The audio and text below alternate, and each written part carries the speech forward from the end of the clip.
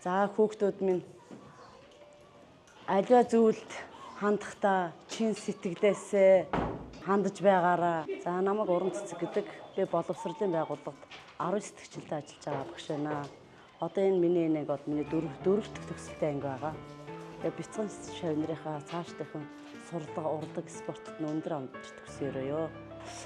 За анх эхлээ бяцхан шавнар минь аав ээжийнхээ гараас гэртүүлээд ирж хахад тэр үе маань одоо их маш харамсан сум шиг хурдан өнгөрсөн байна. Одоо өнөөдрийн өндөрлөөс хахад хүүхдүүд маань бүгдээр уншиж бичиж сурлаа. Бүгд том болж том болсон байна. Тэгээд эднэртэйгээ маш их дасжээ. За яг уурдах үедээ уурдна, гомдож баярдгаа аль ч үедээ бяцхан шавнартайгаа хамт байлаа.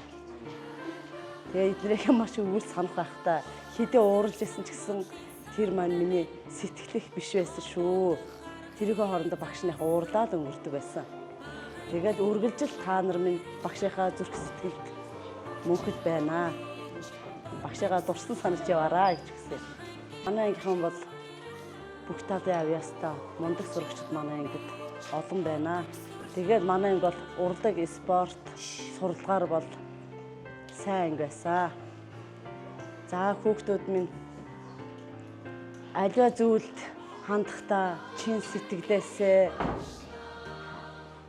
хандаж байгаараа.